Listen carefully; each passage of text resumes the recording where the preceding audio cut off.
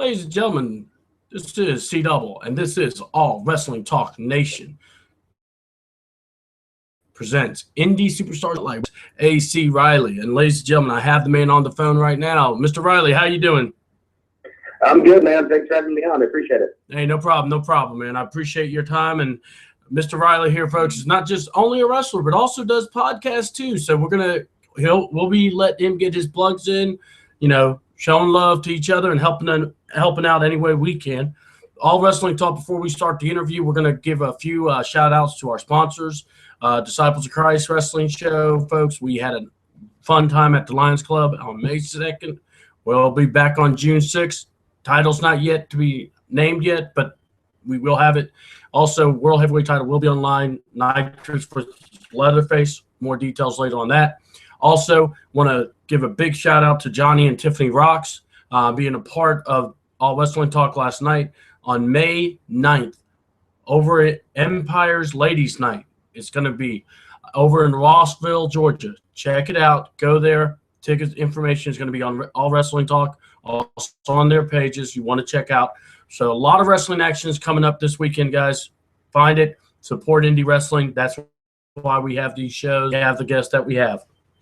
Now, let's get back to the way it is. Want to thank Mr. AC Riley. And I'm going to tell you, folks, if you know the guy's name, it's hilarious because the first time I actually made an announcement was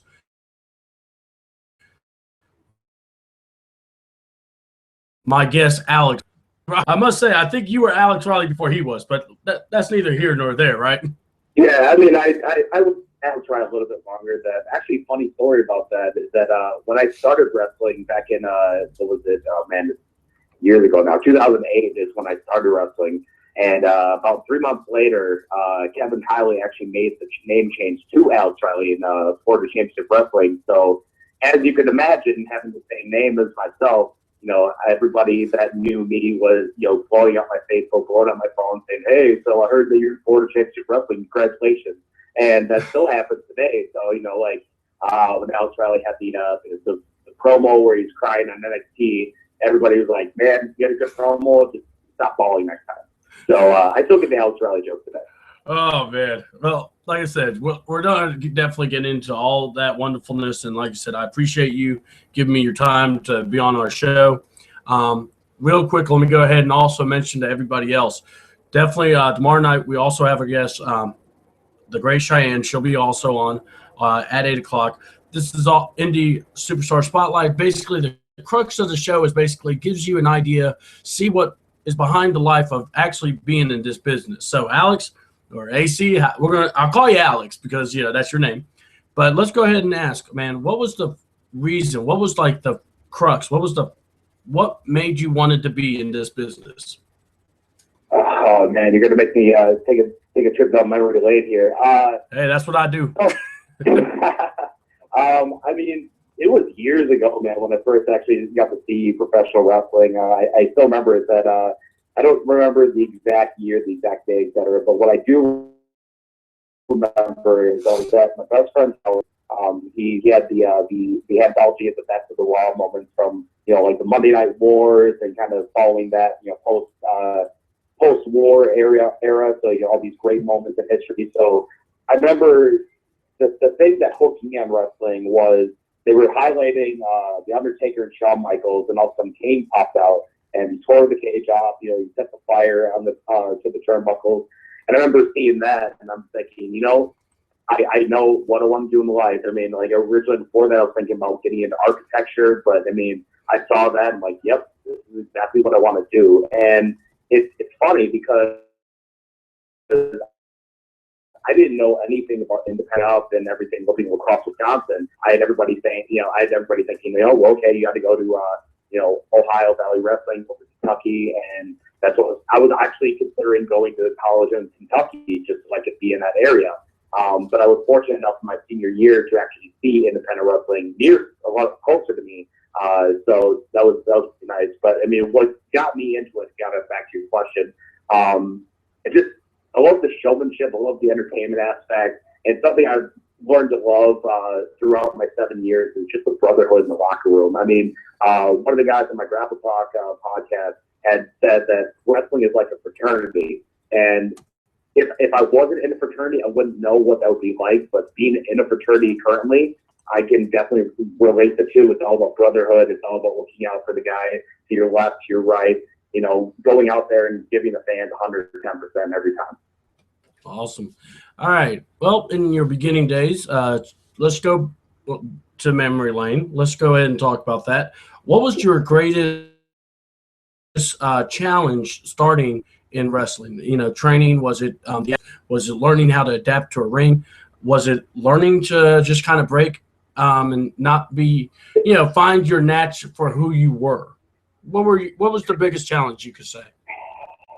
I would say my biggest challenge when I was starting out was flip bumps and front bumps. Anything that was essentially me taking a bump, from head top arm drag, because I was so worried about, not landing on my neck and not killing myself. And that was the biggest challenge.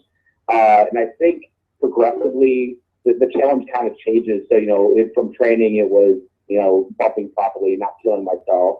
A year into it, it was, trying to remember everything that I was trying to do.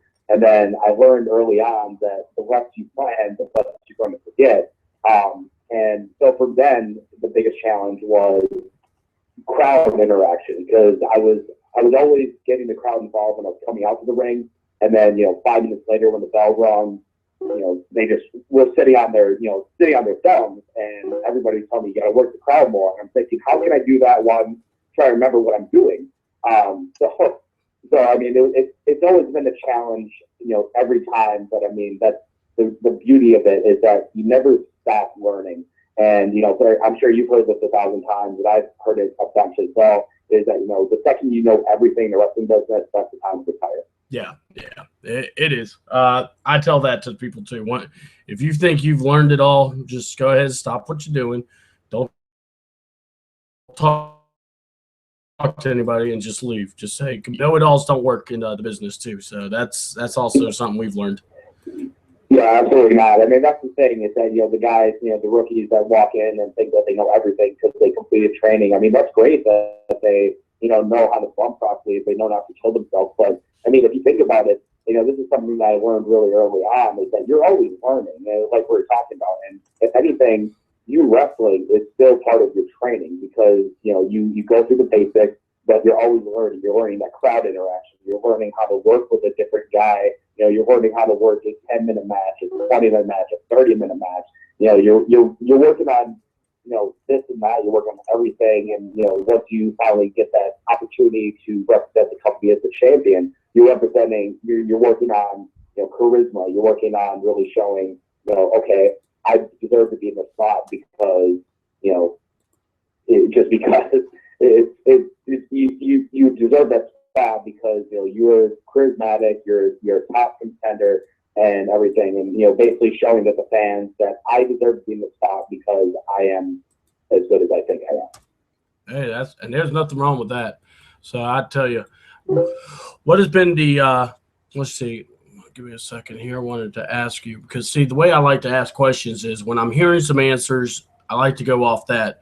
So in the beginning, when you're training, who were the guys that started your training? Who were the ones that helped you, work on your craft, get you to where you are?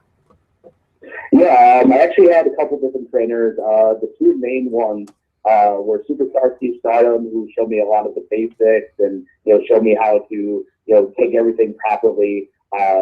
Steve Stardom is a guy, that's been doing this for, he's in the wrestling. I figured this out, but he's been wrestling, almost as long as I've been alive, because, last year, when I was 23 at the time, he said that he was closing in on 23 years in the business. And at that point, I was, turning back the clock, I was like, man, so he started when I was like 6 months old, which is crazy to think about just in a relation.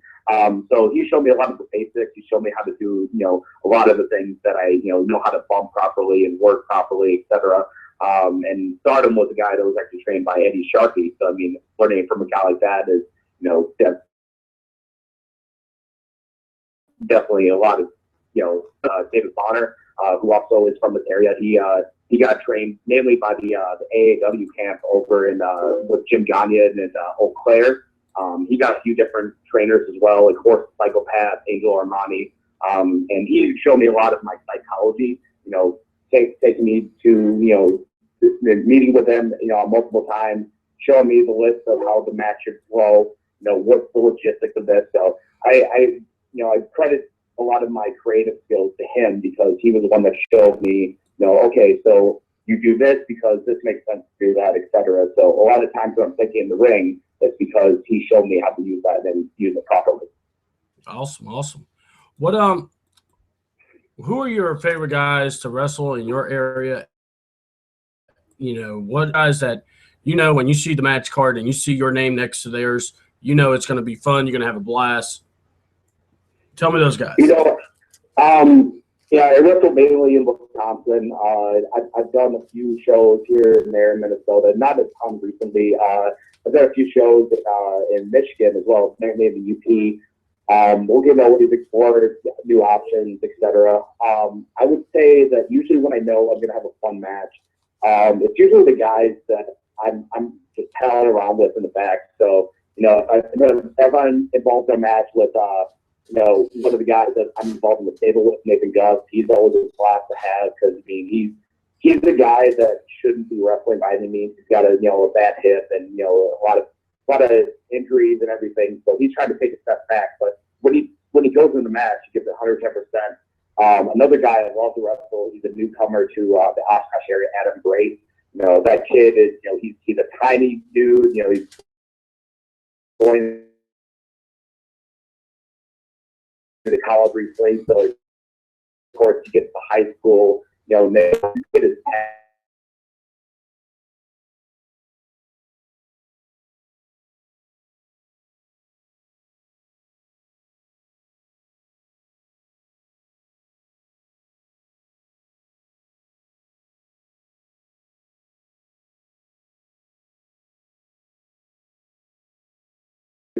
time limit, and it was one of the funnest matches I've ever had because it was just Silas and I got to get to the crowd, status, kept and got to, there was just I don't really know guys that I can't wait to wrestle in this area, and a lot of them are just the guys that I'm always talking with in the back, and then watching them work, and I'm thinking, man, if him and I can go one-on-one, that'd be fantastic. Yeah.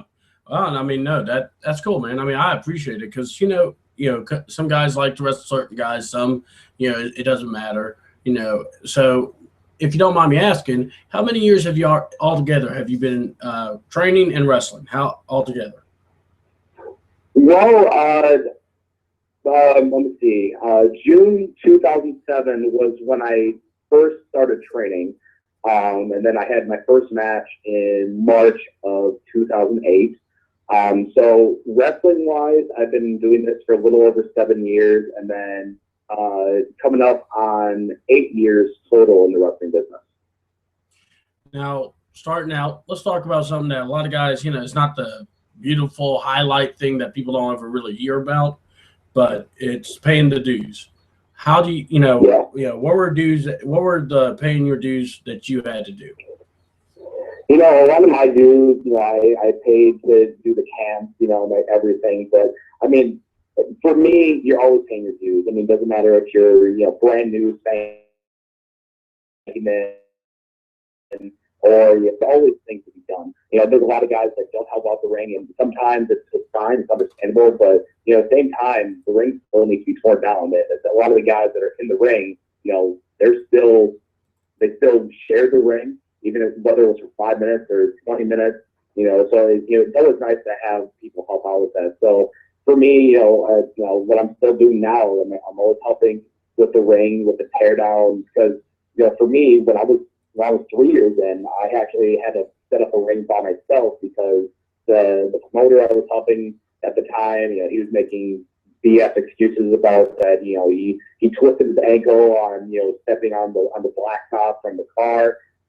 His wife was on a disability leave, so she couldn't be seen doing anything. So setting the ring by yourself, it really gives you perspective of what, maybe I'll help out with the other guys, even if I got a 4-hour drive ahead of me. I'd rather make sure the ring gets done faster so everybody can go out to the after party, everybody they can get home earlier, especially the guys that live 30 minutes away. So, paying your dues by sitting at the ring, that's an obvious one. Promoting the show, and this is something I learned early on, is that if you don't tell people where you are going to be, then nobody knows where you're going to be. Yep. It's simple.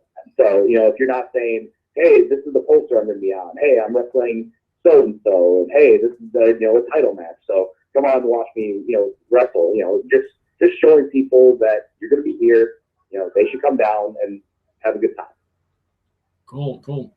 Now, a question I would like to know is, like, in the business when we're working, you're training, what's the best? I've never heard of AC Riley. All right, this is the best way I always ask this question. So if I'm wanting to check you out, or if I say, man, who's that AC Riley? Give me like a brief, like a minute to minute and a half. Just tell me who you are as a wrestler. What am I, looking for when I get to see you in action? Well, I'm gonna give you a very brief one. I'm a dick when I'm wrestling. For me, I used to wrestle face for a while, and everybody was telling me it's like I had a combination of guys saying that I'm not getting it, I'm not connecting, this and that and everything, and then I had other guys saying like you have you're athletic, you got kind of a menacing face, like you should be a heel. But the promoter was never listening to that suggestion. And then, recently I've actually had the opportunity to wrestle as a heel. And everybody that was watching as a face came up to me and were saying, I've been waiting 3 years to see that kind of moment, because, once I got to be a heel, I got to let kind of, the asshole come out. Like my family is very sarcastic in nature. So I got to use some of that. I just got to yell at people, get them riled up. I think one of my favorite moments of the heel was wrestling Adam Grace, and his mom was in the crowd, so I got to beat on him while yelling at his mom that she raised a failure, and that was probably one of my favorite moments of all time. I always love it when you bring the mamas into it. One guy I was about to ask me about, and I knew he was going to ask me, what would you rather play, face or heel? So with that description, I think we pretty much answered. You like heel. Yeah, I'm always happy with doing face or heel. Whatever the promoter wants me to do, I'll do, because that's the thing, is that if you're coming into a business and the guy is like, well, I'm heel heavy, I need you to work face. If you're gonna be the guy that's like, well, I only work heel, so sorry about that, brother. And it's like, you just lost out on a great opportunity because you just missed out on a new crowd seeing you, somebody else looking at you from the locker room or from the fans' perspective. For me, I'm always happy to do whatever the promoter needs, but if it's ever a preference, I always prefer to work heel, just now having done it for so long recently, and having done face for years and years. So now that I'm actually in the heel mode, I love it. And if any time a promoter is like, well, do you have a preference? Anytime I'm going to be like heel all the way. But at the same time, like I said, if a promoter has something else in mind, I'm happy to do whatever the promoter wants. It's their show. Yep. Well, let's go ahead and kind of go on that because the question I wanted to ask, and I will ask it later on, but we're talking about, is it to when you are working with someone, that's in charge of the show, because this is one of the young guys, they want to do their own thing, but, if the promoter says, I need you to work face, and you work heel all the time, you got to turn and flip it. Talk about not dealing with because you got to deal with the people. And if the boss tells you got to do something, you do it. But what is it, how difficult is it, for someone that doesn't really get it? Why is it such a struggle for some guys to go from face to heel? I don't know if there's really a difficulty. I think any wrestler, can be programmed to go face or heel, because, if you're working face all the time, you're wrestling with a heel opponent, and you're kind of thinking to yourself, well, I got to be healed in 3 months or something like that at this show. And I'm watching all the guys that are wrestling heel, so they're doing this, they're doing that, and I should do that. Or even if they're watching, WWE or TNA, seeing what the bad guys are doing. So, and on the other side of the coin, if you're a heel all the time and you kind of know what it is to be a face, I think the hardest thing that it is about the crowd interaction, because if the crowd always identify you as a heel, and all of a sudden you're like, come on, insert sound here, and then they're just like, why am I cheering for you here? Like, you're an asshole. And like, it's on the other side of the fence, like there's guys out here, there's a few guys in the area that, wrestle a lot, and, they're just used to just doing their own thing and everything. And, some crowds just, they can't boo them because, they're kind of kicking ass, and all of a sudden it's like, man, I really want to root for that guy, but I know he's kind of the bad guy. So I think it boils down to crowd reaction. I mean, and, if you're not getting them involved, if you're not trying to, change their mind, then that's what it boils down to. I mean, a case in point, I wrestled in my hometown as a face for, 2 shows, and then the 3rd show I came out, everybody was cheering me because I wasn't doing anything, and here I was thinking, man, before I get in the ring, I got to have them start hating me. So, I did the typical thing, extended my hand out to a kid, brushed it over my hair and everything like that, walked off, and all of a sudden, like, everybody that was just cheering me 2 seconds ago, all of a sudden was booing me. If you don't give the fans a reason to boo or cheer you, then they're just going to do whatever they want, and it may not be the thing that you want to do. Yeah. Well, I got a question. One of the people that are in the groups that we got, Ms. Melissa, wanted me to ask you: tag team wrestling or singles competition? What do you prefer to wrestle in? I'm sorry. Can you say that again? All right, I got a person that wants to know: what do you prefer, wrestling in tag teams or singles? Do I prefer wrestling in tag teams or singles? Yeah. It's a good question. I've done both. I've wrestled singles a lot. I've wrestled tag teams a lot. It really depends. Depending on who you got in the ring, whoever your tag team partner is, if it's like, one of your best friends or a guy that you've grown to, just be almost like a brother with, then it's like, you don't want to be separated from them. But on the other side, it's kind of nice to do your own thing and be able to, whatever you want to do. And then, of course, the only difference between the two is cardio, because, in singles match, you got to remember a ton of more things, whereas the tag. So I guess it really depends. I know that's kind of a politician answer, so I apologize to whoever asked that. But, I mean, for me, it depends on the match. So if it's, I'm wrestling, one guy, it could be one of my favorite matches. I could, next month wrestle in a tag match. All of a sudden, it's like, oh, hey, this is my new favorite match. Hey, that's a good answer. I actually like that. So there's no problem there. Let's see. Give me a second. Got another one. All right. Well, okay. I'm going to ask that question, Anthony, but I wanted to ask my question real quick. Everybody has watched wrestling, at least, if you ever talk to a lot of wrestlers, and I've learned that the ones I used, there were guys they emulated, guys they liked.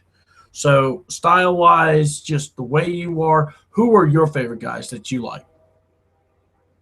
I'm sorry, you're going to have to ask that again. I can barely hear you. All right, I apologize. Who are the guys that you enjoyed watching? Who are guys that, when you have developed AC Riley, who were guys that you take from and you go, I want to be like, that guy fits my personality? Oh, okay. See, when I was growing up, like I said, Kane, tearing the door off and attacking Undertaker. That was my favorite moment of all time. So I loved watching Kane when I was growing up. Then I got to watch Kurt Angle more, and I'm like, man, this guy is like awesome. So I love watching Kurt Angle wrestle. So I think a lot of my style, especially when I was starting out, that was definitely the style of trying to mimic was a lot of Kurt Angle's amateur wrestling. Especially even like, because of Kurt Angle, especially when I was training, I actually did start doing a little bit of high school wrestling just to have to get an idea of what to expect from an amateur wrestling perspective. Growing up and watching more stuff now, I would definitely say Tyson Kidd and Cesaro are two of my favorite guys to watch. I love that they're in a tag team together because it's two of my favorite guys, joined up together. I love everything that Tyson Kidd's been doing on NXT. I think one of my favorite matches was, from NXT recently was Tyson Kidd and Adrian Neville for the title. There's a ton of, submissions and a ton of technicalities that I saw Tyson Kidd do that I just love to do now. Because especially I see it, I'm like, nobody's doing that. Why don't I do it? Hey, no, that's good. Off that, a question. I got a guy, Anthony in Georgia here. He wanted to ask, what's your favorite part of being a wrestler? We may have covered it, but he wanted to ask, so I'm going to go ahead and Throw him the bone.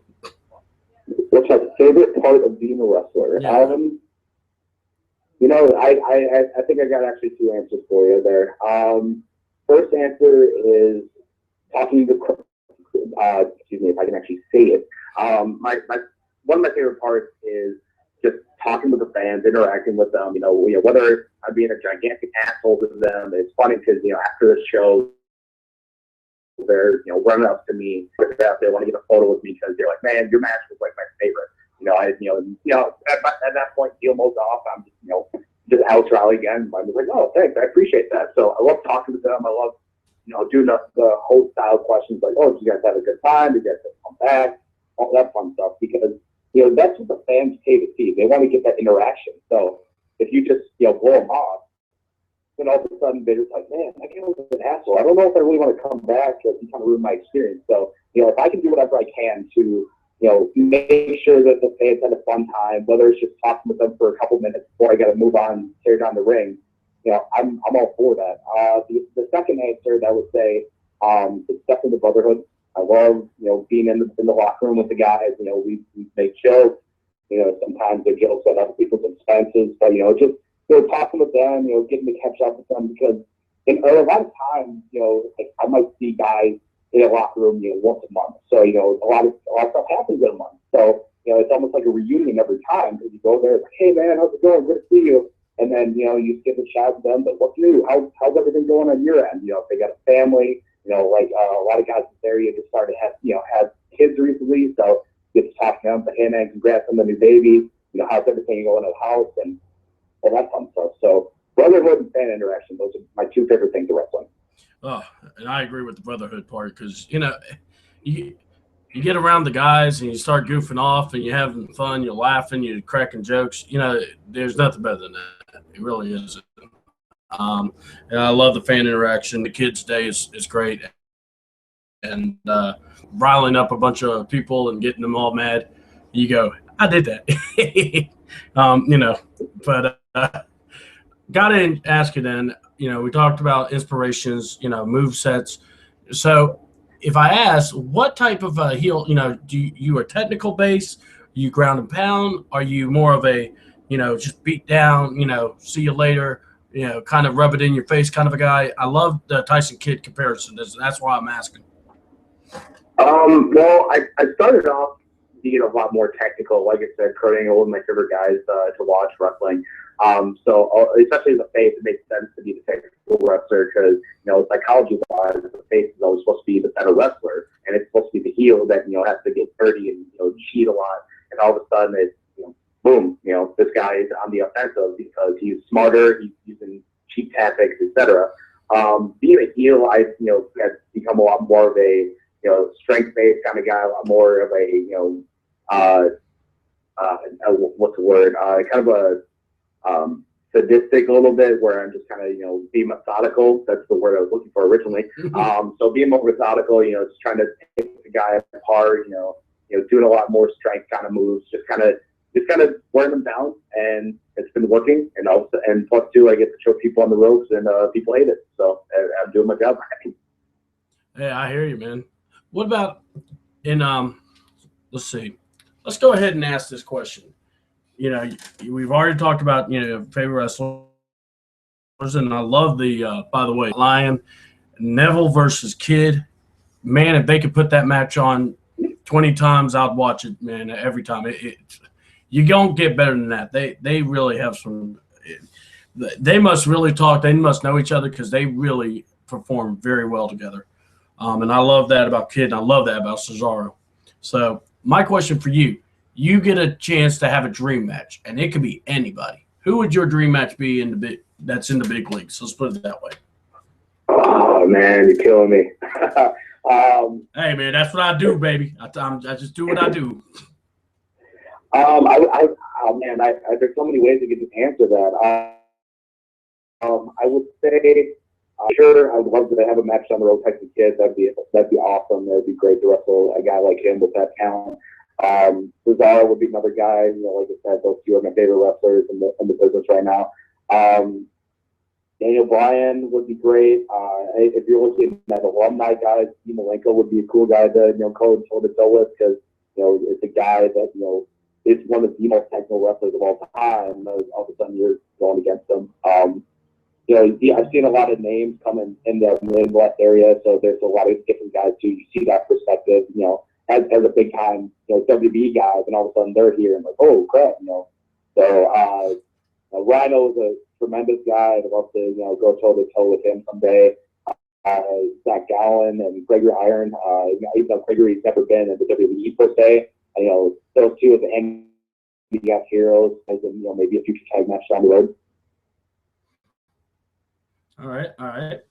See, this is what, but see that I love getting answers like this, because you had, like you just said, you could go indie, you could go big leagues, So now here's another question now for you. We've been talking, getting a good feel for you, sadistic, methodical, prick. We could call you your character, not you. What would be, if money was no object and you could go to any, promotion, where would you want to go? Where would I want to go? Any promotion? Any promotion, and your gimmick is gonna, you don't have to worry about your gimmick. You can be the same gimmick. That's a tough question. I give you that. You ask the right questions, but I don't have the right answers. Especially doing Gravel Talk and covering a lot of Midwest independent promotions. I see a lot of places. I see a lot of photos or results. So there's so many places that I see. Man, I would love to.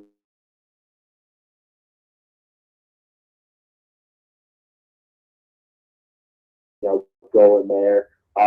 What else? Wisconsin, the show. I would help ask that. Anytime I watch the show, never disappointed. They always put on a great product. ACW, I'm wrestling with currently, and they always put on a great product as well. Maybe I'll give you more answers that I haven't wrestled with. Freelance over in Illinois is another great place to wrestle as well, and I hope I get that chance someday. There's so many different places. So, definitely a lot of the Midwest that I've just taking the podcast. That'd be cool to maybe do something, over on the West Coast or even the East Coast. It's just whatever girl takes me, I'm all for it. Hey, that's cool. I like that you asked that. Now, Mike. So now I have another question for you. Sure. We talked about, hey, in an interview, we do in an hour. Guess what? I'm so, but with that and done, so what is it about wrestling? What is it that keeps hooking you? And let me ask you like this. Because you just said you work out of the Midwest, right? Yep. All right. Have you ever worked in the South? Have the up north? What areas have you worked? I haven't wrestled in the South or the North. For me, a lot of places I've been in the area for is Wisconsin. That's where I usually stick around. I've been recently wrestling a lot up in the UP of Michigan.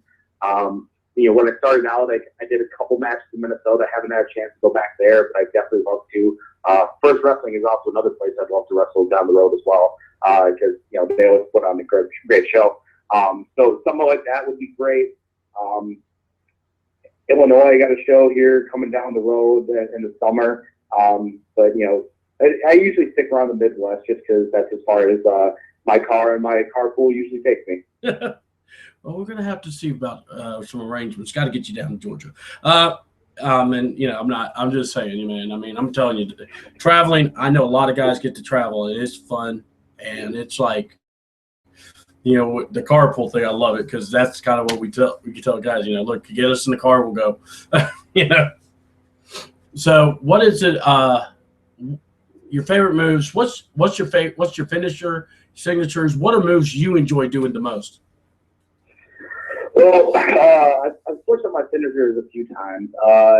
When I was starting off, I used to do Jeff Jarrett's stroke. I called it the Rally Factor because I was dumb as a kid. So I did that. Well, I love that. I was dumb. Yeah, I mean that's logistical. I had promoters, a couple later down the road that I was going to work with, and it's like, yeah, drop the show because I might have to fire you after that. I'm like, okay, fair enough. I used to do the stroke.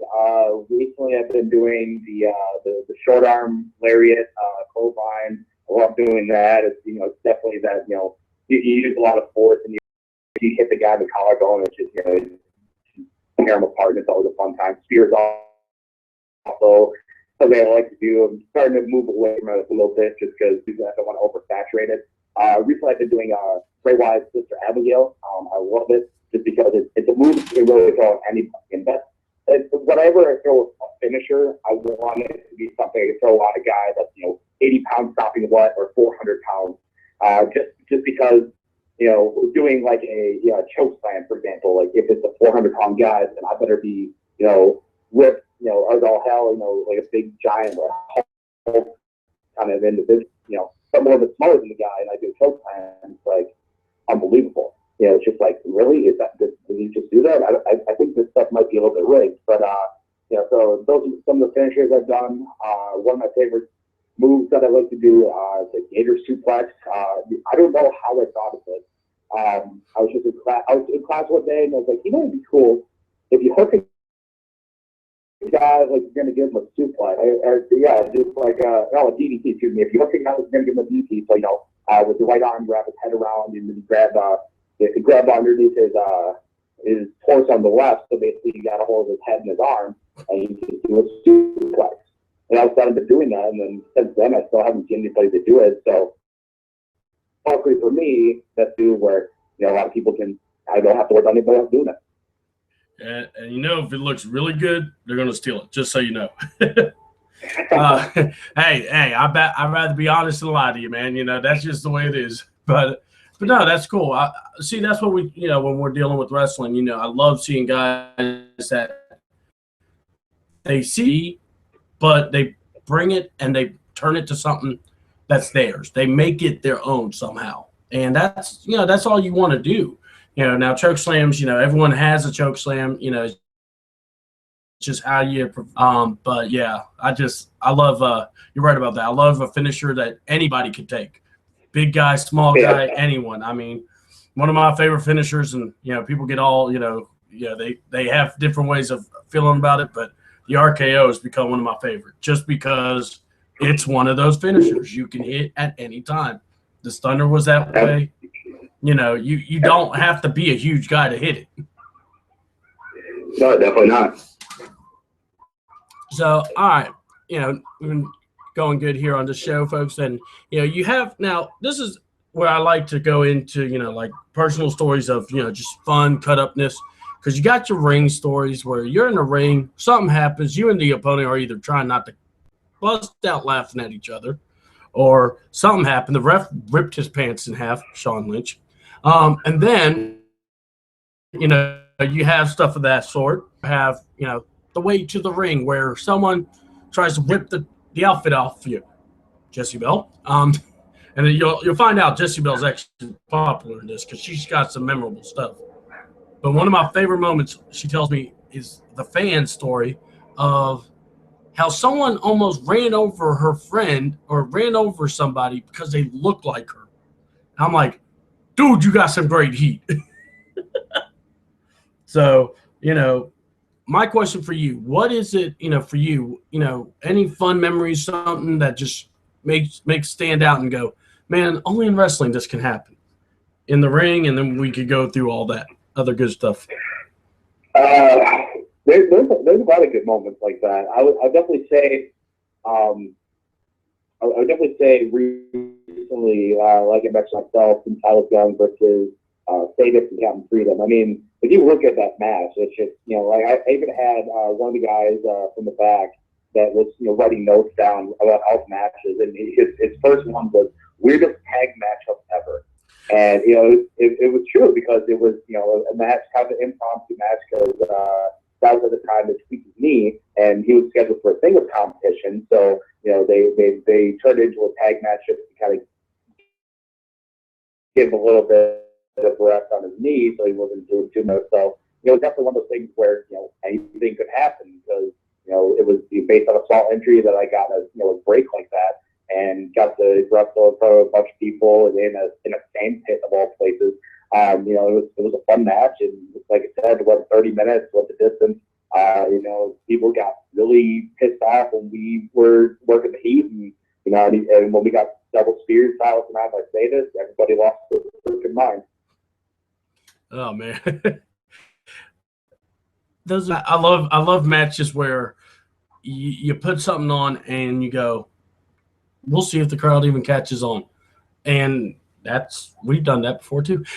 And boy, it's hilarious. We got a guy, he's the big heel of the company. Well, I made a joke, and the joke has went on ever since. I go, how many kids you got? Sure enough, we've got a guy named Juan Titus, and he's got another son named Frank Titus. Mind you, his actual son, Brad Lighton Titus, is a face who goes up against him a lot. So Juan Titus is Puerto Rican. Frank Titus is black. So we're just laughing about it, and I said, what's next? We're going to get a Chinaman? They're like, yeah, we want Juan Titus. I'm like, y'all are wrong. So wrong. So, yeah. It's funny. There's actually a guy that used to wrestle on in this area. He's been taking some time off or he's retired. I don't know what happened to him. But twice he's had kind of those, jaw-dropping moments that really had the motors, really had the fans just kind of like, he actually said that. One time in North Freedom, which is kind of near the Dells, like an hour out, he was getting some heat. He pointed at one of the guys, he pointed at one of the fans, and he said, all I know is that your mother should have swallowed you. And all of a sudden the promoter just put his hand on his head. It's like, oh my God, you can't say that in a family show. And it's one of my favorite moments as a trainer, as a trainee, excuse me, just because it was that thing like, he said that. You can't say that on, you can't say it on television. You can't say that at a family show.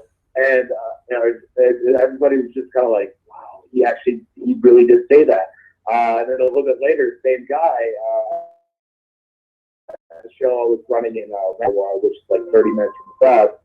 It was at a fair show, and it was a good timing on the planet because he went to come out to do a promo, and I told him, all right, nobody knows you here, nobody knows any of us here. You're in the main, so as you know, just gotta get some heat. And I really regret free reign because, sure enough, literally 5 minutes before the person from the festival committee had said, hey, this is a really good show. Yeah, we might have to bring you on here next year. Sure enough, what happened is he's in a promo talking about that there's a ton of people in the fan base that should have been aborted. And then I find out a few months later that since I'm not receiving a call about a future date, I was checking in with them to see how everything's going. They were furious because I did not find out until later that Lansing, Iowa is the Catholic community. So it's one of those things where they said to me flat out, he could have dropped the F-bomb 10 times and I wouldn't have cared. But he said an abortion thing in a Catholic heavy community, and that's not good. And it's like, go figure, the same guy. And it's just those things, like, some guys, they don't know, like, when to stop, when to just think, maybe I shouldn't say that. Yeah, at that point, you just go, really? Oh, God, what the heck is wrong with you? Oh, man. Oh. Yeah, and it's worse when it's wrestling that night, and he warns everybody, hey, no swearing on the show. It's a family show. What does he do the second he comes out? He drops the F-bomb. and then everybody in the crowd in the back is just like, I thought we could swear on this show. Didn't we say that? Like, yeah. Like, oh. Well, I guess he's not listening to his own rules. I guess the rules don't apply to the promoter. Oh, God. Yeah, exactly. You just kind of shake your head. I mean, like, what was it? One time with us, we're a Christian show. Or the guys that I work with, it's a Christian show. So we tell people this. It's a Christian show, man. Let's try to keep it. And, oh, my Lord, we'll tend to forget. But, man, dude, do your research. You don't say board to the whole group of people that, oh my God. I tell you, you got to look at some people and go, "What are you thinking?" Oh, yeah, no kidding. oh my Lord! I tell you, you just say God bless America and you move on. Or what you do is you go, "I'm not with this guy. See ya, deuces. Adios." What about is something happening? Not necessarily you're breaking up a fight, but well, that can be done too. But just anything really. Fun locker room stories. I mean, a lot of times it's just a lot of guys just messing with everybody. I think one that kind of that sticks out in my head was two guys. One of the guys, Derek Cobain, that kind of really took me under his wing and kind of showed me that there was more than just one independent wrestling promotion. Him and his tag partner Josh Clifto, they took me over to other shows. And when we went to a show in Wisconsin, the guy that would end up being Derek's future brother-in-law, just because he ended up marrying this guy's sister, he got a real zinger because the guy Jeremy, he had been talking about like, I don't really watch and all that. I don't really watch my matches, because you find with somebody about just reviewing tape and blah blah.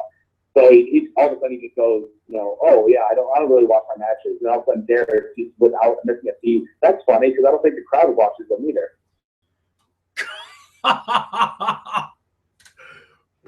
Well, there's really nothing you can say about that. Yeah, it's about true there. We got a few guys like that too. Oh my Lord, gotta love people that love tape. Oh man, that's funny. Yeah, not many people watch your own.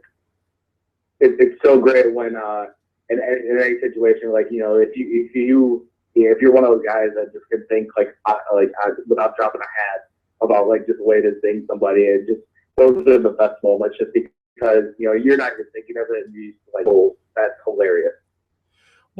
Tell me about a moment that you're probably when you first started, or even now that you go through it, like you just had a match, or something happens, and then like if you're into town, like if you said your hometown, do you ever have the moment where people actually remember, like someone goes, man, I saw you in the match, and I mean I was impressed. How does that make you feel when that happens?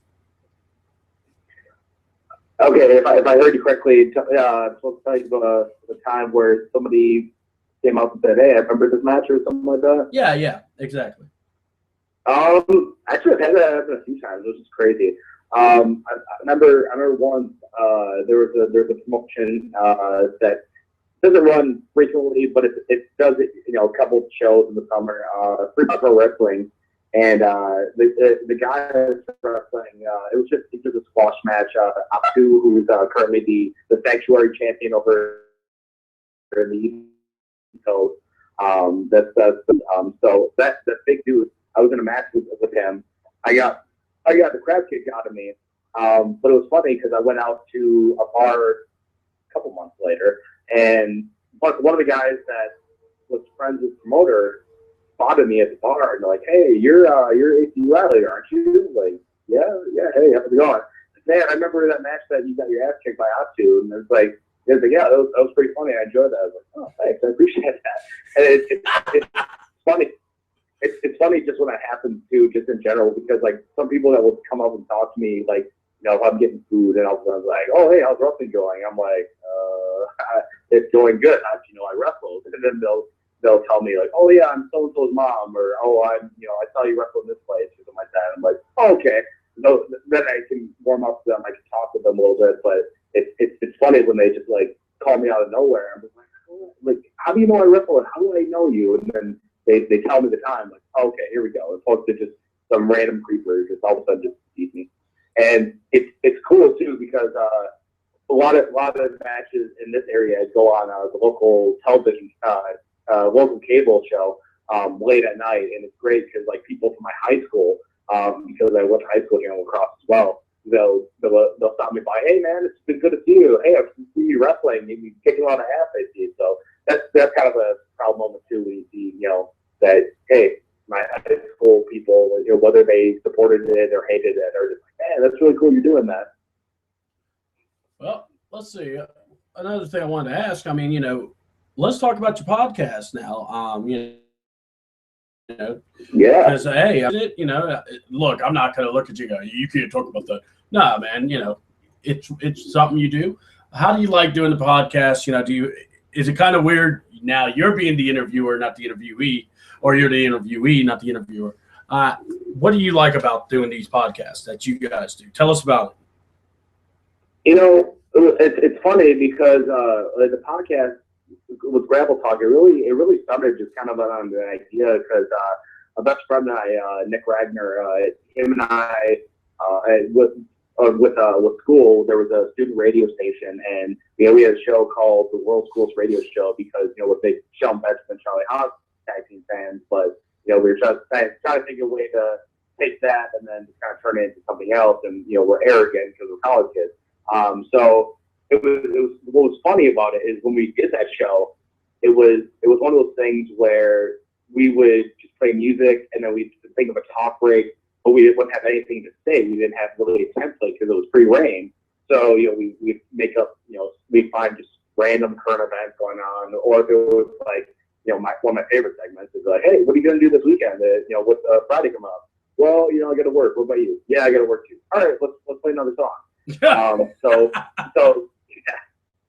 So like next the summer break was going on, we were just like, man, like we cannot keep doing that show because we have no content, etc. Like we want to actually do something with it. And there was a blog talk radio show going on in the Midwest from a guy we knew that it was a cool segment because he have guys that were gonna feud on the forum or whatever to be like, hey, these guys are wrestling on Saturday, so what are some final words you got? And we were talking with a couple friends that listened to it, like, man, if they did this, this, and this, that would be the best show on the planet. And the show folded because he just didn't get enough interest. So here we were thinking, like, well, we could guarantee you'll do doing. And then we national wrestling, where we want to focus like independent wrestling, and we were like, well, we go to independent shows. Why don't we cover Midwest independent wrestling? Because it's our forte, and especially too like a lot of podcasters, they cover the national scale, and you can only talk about national stuff so much. So I mean, we still talk about national stuff, but it's not the entire segment. The main focus is getting highlights on the talent because. Everybody wants to talk to the names of WWE, and everybody wants to talk to the guys that are really making it. But at the same time, they're kind of the undiscovered talent before any of that happens. So we want to get that perspective. So once we started doing it, I think we were like 10 episodes in, and all of a sudden I was in the back, and all of a sudden I had a bunch of people coming up to me like, man, I really want to be on your podcast. Can we do that sometime soon? So it's cool that it actually evolved into something where there's actually a lot of engagement just from wrestlers and fans alike, and it's great too because we have guys like some of Nick's friends from high school that would be like, man, I love you guys' banter. I don't know a thing about wrestling, but I love that you guys back and forth and make out these jokes. That's awesome. How long has the show been running? The show has been running a little over a year now. We started back in the fall of 2014. We just got done recording yesterday, actually, episode 73 of the podcast. For the most part, we stay pretty much weekly. We've had a few times where we take time off or we have to kind of regroup because we might not have the proper recording equipment. So 73, we're going to be taking a break next week. Coming back up for 74 and 75, and hopefully we'll make it to 100 here pretty soon. Hey, man, you guys keep doing it, man. I mean, that's kind of why I'm doing this. I like being able to broadcast and talk to guys about, themselves, women and men. To me, in a match, you only have, 10 minutes, 15 minutes to make an impact. And and you're not talking in any of those unless you're playing the heel character, but then so that makes me go, well, give them a show, spotlight them, and talk to them, find out what makes us becoming a wrestler, and people, it's like I'm loving doing this because like I said last night, we did our first ever husband-wife show, and then today we're doing a show where you host your own podcast. So it's like I love being able to learn different uniques and different types of people and what all they bring to the table. One question I definitely want to ask you is, the old saying is, where do you see yourself in 5 years? But where do you want to see when it's all said and done, you're done with wrestling? What do you want to see the indie circuit? Where do you want to see the indie circuit and maybe your podcast show? Where do you want to see it go from 5 years from now?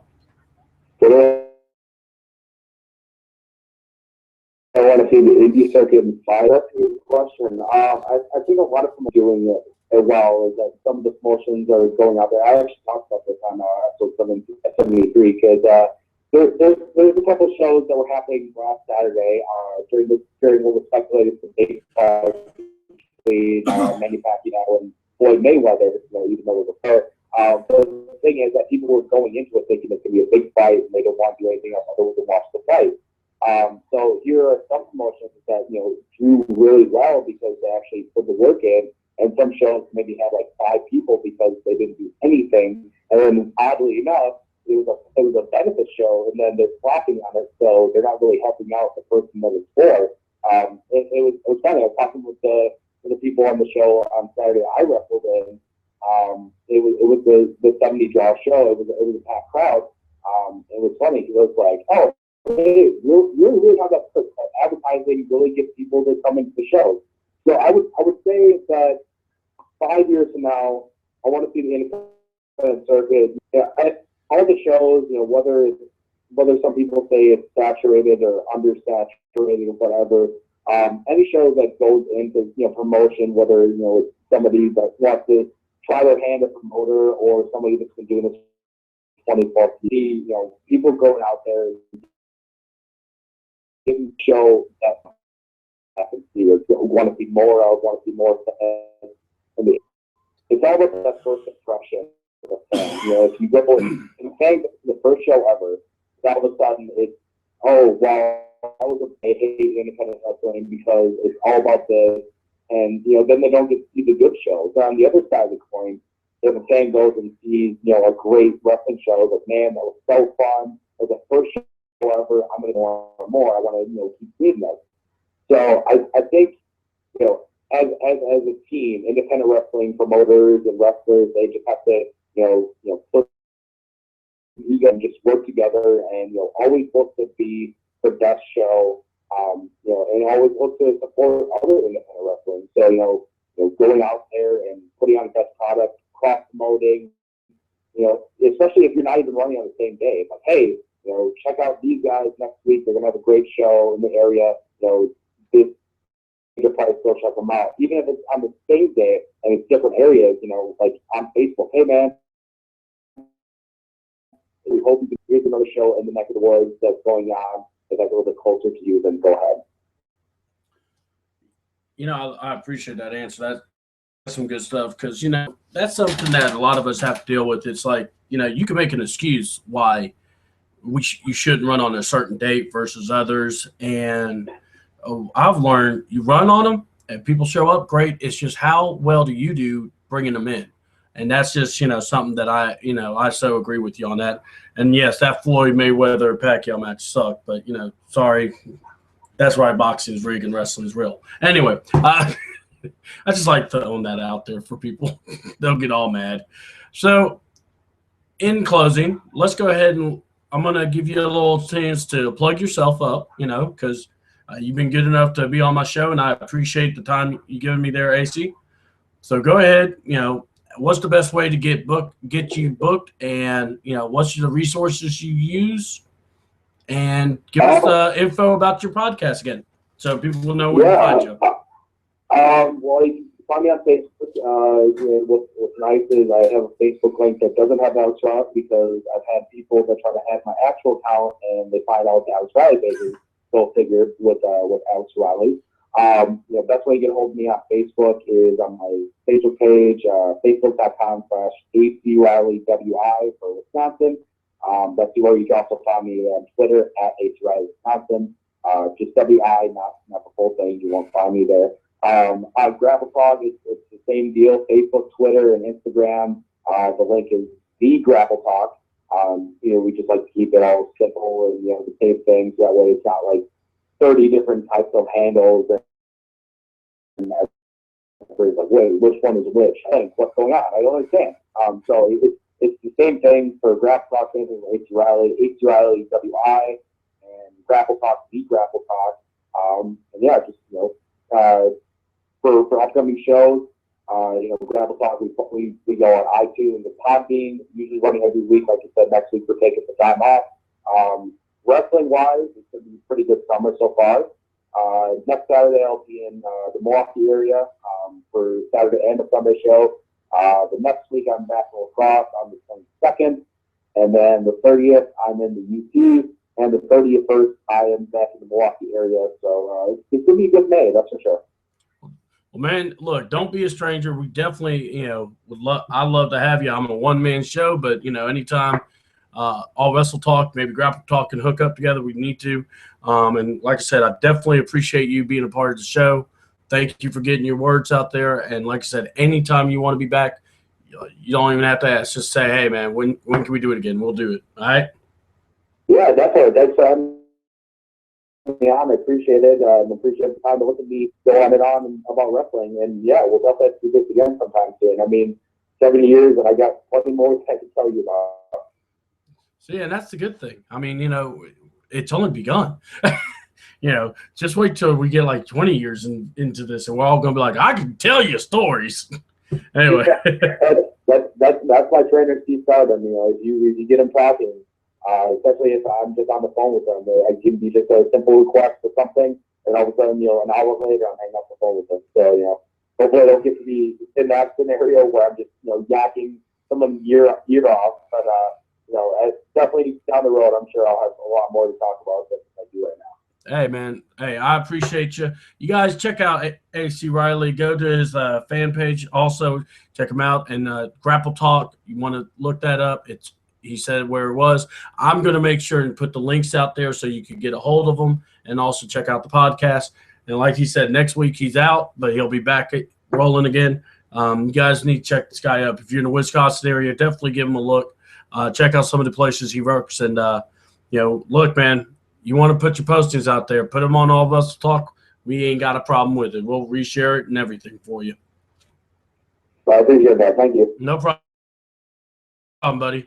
That's Alex. That's me, and I'm C-Double. Guys, thank you so much. Tomorrow night we have The Great Cheyenne at 8 o'clock. Check it out on YouTube, channel C-Double, All Wrestling Talk Nation. You know where to go. See you guys. I'm C-Double. I'm out.